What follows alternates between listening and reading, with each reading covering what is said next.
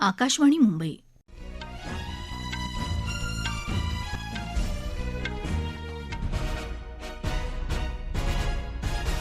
राजश्री आगाशे राष्ट्रीय बातम्या देत आहे. ठळक बातम्या. राज्य विधिमंडळाच्या हिवाळी अधिवेशनात पहिल्याच दिवशी राज्य सरकारकडून 55,000 कोटी रुपयांच्या पुरवणी मागण्या सादर. दुष्काळ, अवकाळी पाऊस या कारणांमुळे शेतकऱ्यांना संपूर्ण कर्जमाफी देण्याची विरोधी पक्षांची विधिमंडळात मागणी. राज्यकारभारासाठी भाजपा हाच सर्वाधिक पसंतीचा पक्ष असल्याचं प्रधानमंत्री नरेंद्र मोदी यांचं प्रतिपादन.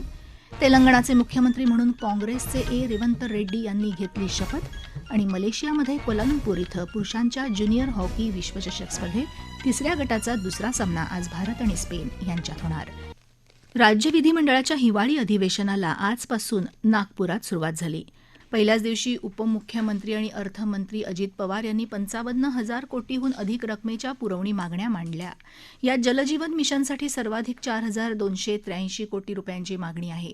याशिवाय एमएसएमई, नागरी भागातले रस्ते, जिल्हा परिषद, महानगरपालिका, नगरपालिका, शाळेतल्या शिक्षक आणि शिक्षकेतर कर्मचाऱ्यांचं वेतन, प्रधानमंत्री पीक विमा योजनेचा हप्ता, नमो शेतकरी महासन्मान निधी, मोदी आवास घरकुल योजना, राज्य मार्ग परिवहन महामंडळाच्या सवलतीची प्रतिपूर्ती यासाठी विविध तरतुदी प्रस्तावित आहेत. त्यापूर्वी सरकारनं आज 3 अध्यादेश पटलावर सादर केले. विधिमंडळाच्या दोन्ही सभागृहात संमती मिळालेल्या विधेयकांना राज्यपालांनी मान्यता दिल्याचं सभागृहात जाहीर करण्यात आलं. या अधिवेशनासाठी अध्यक्षांनी संजय शिरसाट, समीर कुणावार, यशोमती ठाकूर आणि चेतन तुपे यांची तालिका अध्यक्ष म्हणून नियुक्ती जाहीर केली. दरम्यान विरोधी पक्षनेते विजय वडेट्टीवार यांनी स्थगन प्रस्ताव मांडण्याचा प्रयत्न केला. दुष्काळ, अवकाळी पाऊस, गारपीट, मिचाँगमुळे शेतकरी उद्ध्वस्त झालाय. शेतकऱ्यांचं प्रचंड नुकसान झालं आहे. त्यामुळे शेतकऱ्यांचं संपूर्ण कर्ज माफ झालं पाहिजे अशी मागणी त्यांनी यावेळी केली. सरकारनं फक्त 40 तालुके दुष्काळी जाहीर केले आहेत, बाकीचे नाहीत. बाकीच्यांसाठी नेमलेल्या उपसमितीची अद्याप बैठकच झालेली नाही असा आरोप त्यांनी केला. राज्यातले 22 जिल्हे उद्ध्वस्त झालेत. राज्य सरकारच्या उपाययोजना तोकड्या असून टंचाई सदृश हा नवा शब्द आणून फसवणूक केली असा आरोप वडेट्टीवार यांनी केला. सरकारनं शेतकऱ्यांना सरसकट मदत करून कर्जमाफी करावी आणि यावर नियम 57ची सूचना देत सर्व कामकाज बाजूला करून चर्चा करण्याची मागणी त्यांनी केली. विधानसभा अध्यक्ष राहुल नार्वेकर यांनी या सूचनेला परवानगी नाकारली आणि उद्या विरोधी पक्षाच्या नेत्यांनी यावर चर्चेची सूचना द्यावी अशी सूचना केली. सरकारच्या वतीनं उपमुख्यमंत्री देवेंद्र फडणवीस यांनी उत्तर देताना विरोधकांचे सर्व आरोप फेटाळून लावले. 40 तालुके केंद्र सरकारच्या निकषात बसतात म्हणून दुष्काळी घोषित केले आहेत. जे बसत नाही त्यांना राज्य सरकार तेवढीच मदत देणार आहे. 2 हेक्टरऐवजी 3 हेक्टरपर्यंत मर्यादा वाढवली. एनडीआरएफच्या दुप्पट मदत देत आहोत असं सांगत कोणत्याही परिस्थितीत शेतकऱ्याला पूर्ण मदत करू अशी ग्वाही त्यांनी सभागृहात दिली. यानंतर अध्यक्ष राहुल नार्वेकर यांनी विद्यमान सदस्य गोवर्धन शर्मा, माजी सदस्य बबनराव ढाकणे, गुलाबराव वामनराव पाटील, श्रीपतराव शिंदे, शेख रशीद शेख शफी यांच्या निधनाबद्दल शोकप्रस्ताव, दिगंबर विषय यांच्या निधनाबद्दल शोकप्रस्ताव मांडला. त्याला सभागृहानं संमती दिली आणि 2 मिनिटं स्तब्ध उभं राहून आदरांजली वाहिल्यावर सभागृहाचं आजचं कामकाज संपल्याचं अध्यक्षांनी जाहीर केलं. राज्यात गेल्या आठवड्यात झालेली गारपीट आणि अवकाळीमुळे 22 जिल्ह्यात 4.5 लाख हेक्टर क्षेत्रावरच्या पिकांचं नुकसान झालंय. शेड नेट आणि पशुधनाचं नुकसान झालं असलं तरी त्यासाठी कोणत्याही विम्याची सोय नाही. यासाठी विम्याची तरतूद करण्याची मागणी विधान परिषदेतले विरोधी पक्षनेते अंबादास दानवे यांनी केली. या संदर्भात स्वतंत्र विमा योजना तयार करण्यासाठी मुख्यमंत्री एकनाथ शिंदे यांनी आदेश दिल्याचं उपमुख्यमंत्री देवेंद्र फडणवीस यांनी सांगितलं. मराठी चित्रपटांना सिनेमागृह उपलब्ध होत नसल्याचा मुद्दा भाजपाचे आमदार प्रवीण दरेकर यांनी उपस्थित केला. त्यावर गरज पडली तर कायदेशीर कारवाई करून मराठी चित्रपटगृहांना सिनेमागृह उपलब्ध करून देऊ असं आश्वासन फडणवीस यांनी दिलं. त्यानंतर माजी सदस्य बबनराव ढाकणे आणि किसनराव राठोड यांच्या निधनाबद्दल उपसभापती नीलम गोऱ्हे यांनी शोकप्रस्ताव मांडला. या प्रस्तावाला मंजुरी दिल्यावर सभागृहाचं कामकाज दिवसभरासाठी स्थगित झाल्याचं गोऱ्हे यांनी जाहीर केलं. नागपुरात आज दोन्ही सभागृहांचं कामकाज सुरू होण्यापूर्वी विरोधकांनी विधिमंडळ परिसरात आंदोलन केलं. शेतकऱ्यांना सरसकट कर्जमाफी, शेतमालाला हमीभाव, दुष्काळी भागात निधी वाटप या मागण्यांसाठी महाविकास आघाडीच्या आमदारांनी विधिमंडळाच्या पायऱ्यांवर आंदोलन करत घोषणाबाजी केली. सुपारी, संत्र्यांची माळ गळ्यात घालून आमदार यात सहभागी झाले होते. राज्यकारभारासाठी भाजपा हाच सर्वाधिक पसंतीचा पक्ष असल्याचं प्रधानमंत्री नरेंद्र मोदी यांनी म्हटलंय. ते आज नवी दिल्ली इथं भाजपाच्या संसदीय पक्षाच्या बैठकीला संबोधित करताना बोलत होते. नुकत्याच पार पडलेल्या राज्य विधानसभा निवडणुकांमध्ये भाजपानं मिळवलेल्या यशाचा त्यांनी यावेळी उल्लेख केला. काँग्रेसनं विविध विधानसभा निवडणुकांमध्ये 40 वेळा दुसऱ्यांदा जनादेश मागितला आणि ते केवळ 7 वेळा सत्तेत आले, तर भाजपा 39 पैकी 22 वेळा दोनदा निवडून आल्याचं ते यावेळी म्हणाले. नुकत्याच झालेल्या 3 राज्यांच्या विधानसभा निवडणुकीत भाजपाचा विजय हे सर्व कार्यकर्त्यांच्या मेहनतीचं फळ असल्याचं ते म्हणाले.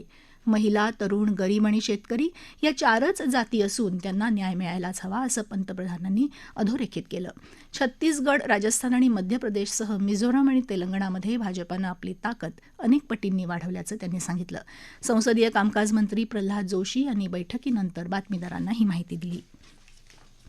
लोकसभा अध्यक्ष ओम बिर्ला यांनी आज केंद्रीय कृषी मंत्री नरेंद्र सिंग तोमर आणि केंद्रीय जलसंपदा राज्यमंत्री प्रल्हाद सिंग पटेल यांचा लोकसभा सदस्यत्वाचा राजीनामा स्वीकारला. मध्य प्रदेशात नुकत्याच झालेल्या विधानसभा निवडणुकीत या दोन्ही नेत्यांनी विजय मिळवलाय. याशिवाय भाजपाच्या 7 खासदारांनीही लोकसभेच्या सदस्यत्वाचा राजीनामा दिला असून त्यांचे राजीनामे स्वीकारण्यात आले आहेत. या राष्ट्रीय बातम्या आकाशवाणीच्या मुंबई केंद्रावरून देत आहोत. तेलंगणामध्ये काँग्रेसचे रेवंत रेड्डी आज मुख्यमंत्रीपदाची शपथ घेतली. राज्यपाल तमिलसाई सौंदरराजन यांनी त्यांना पद आणि गोपनीयतेची शपथ दिली. हैदराबादमध्ये LB स्टेडियमवर हा कार्यक्रम सुरू आहे. सोनिया गांधी, राहुल गांधी, प्रियंका गांधी, मल्लिकार्जुन खरगे यांच्यासह काँग्रेसचे अनेक वरिष्ठ नेते या समारंभाला उपस्थित आहेत. मिझोरममध्ये झोरम पीपल्स मुव्हमेंट पक्षाचे नेते लालदुहोमा यांनी सरकार स्थापनेचा दावा दाखल केला असून उद्या ते मुख्यमंत्रीपदाची शपथ घेणार आहेत. दरम्यान मध्य प्रदेशात सरकार स्थापनेसाठी भाजपा लवकरच निरीक्षक नेमणार असल्याचं वृत्त आहे. विकसित भारत संकल्प यात्रेसाठी विकसित भारत दूत होण्याचं आवाहन केंद्रीय माहिती आणि प्रसारण मंत्री अनुराग ठाकूर यांनी नागरिकांना केलंय. नमो ॲपवर 100 दिवसांच्या आव्हानाच्या माध्यमातून यात सहभागी होता येईल. याद्वारे केंद्र सरकारच्या विविध विकास कामांना अधिकाधिक लोकांपर्यंत पोहोचवण्याची संधी या दूतांना मिळेल. यात सहभागी झालेल्या काही दूतांना प्रधानमंत्री नरेंद्र मोदी यांची भेट घेण्याचीही संधी मिळेल. सांगली जिल्ह्यातल्या प्रधानमंत्री मातृवंदन योजनेच्या लाभार्थी श्रुतिका पाटील यांनी आकाशवाणीकडे प्रतिक्रिया व्यक्त केली. मला आशा सेविका व आरोग्य सेविका रमणा यांनी मी गर्भवती असताना प्रधानमंत्री मातृत्व योजना याची माहिती दिली व त्याला लागणारी कागदपत्रे जमा करताच पहिला हप्ता 1000 रुपये नोंदणी करता वेळी मिळाली. दुसरा हप्ता 2000 चौथ्या भेटीनंतर मिळाली. तिसरा हप्ता 2000 बाळाच्या लसीकरण पूर्ण झाल्यावर मिळाली. नंतर असे एकूण 5000 रुपये लाभ मिळाले. याबद्दल मी राज्य सरकार व केंद्र सरकार यांचे आभार मानते. आज सशस्त्र सेना ध्वज दिन साजरा होतोय. सेना दलातल्या वीरांना आदरांजली वाहण्यासाठी 1949 पासून दरवर्षी 7 डिसेंबर रोजी ध्वज दिन साजरा केला जातो. संरक्षण मंत्री राजनाथ सिंग यांनी ध्वज दिनानिमित्त सेना दलातल्या वीरांचं साहस आणि शौर्याची प्रशंसा केली. हे वीर सैनिक केवळ सीमेवरच नव्हे तर स्थानिक किंवा राष्ट्रीय आपत्तीच्या प्रसंगी देशाचं रक्षण करण्याची जबाबदारी पार पाडतात असं त्यांनी म्हटलं आहे. मलेशियाच्या क्वालालंपूर इथं पुरुषांच्या ज्युनियर हॉकी विश्वचषक स्पर्धेत तिसऱ्या गटाचा दुसरा सामना आज भारत आणि स्पेन यांच्यात होणार आहे. भारतीय प्रमाण वेळेनुसार संध्याकाळी 5:30 वाजता सामन्याला सुरुवात होईल. मंगळवारी झालेल्या पहिल्या सामन्यात उपकर्णधार अरायजित सिंग हुंदलच्या हॅट्रिकमुळे भारतानं कोरियाला 4-2 पराभूत केलं होतं. भारताचा अंतिम सामना येत्या शनिवारी कॅनडाबरोबर होणार आहे. ठळक बातम्या पुन्हा एकदा. राज्य विधिमंडळाच्या हिवाळी अधिवेशनात पहिल्याच दिवशी राज्य सरकारकडून 55,000 कोटी रुपयांच्या पुरवणी मागण्या सादर.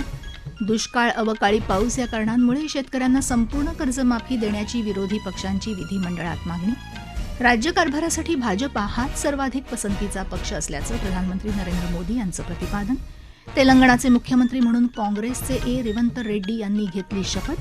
आणि मलेशियामध्ये क्वालालंपूर इथं पुरुषांच्या ज्युनियर हॉकी विश्वचषक स्पर्धेत तिसऱ्या गटाचा दुसरा सामना आज भारत आणि स्पेन यांच्यात होणार. याबरोबरच आकाशवाणी मुंबई केंद्रावरचं हे राष्ट्रीय बातमीपत्र संपलं. नमस्कार.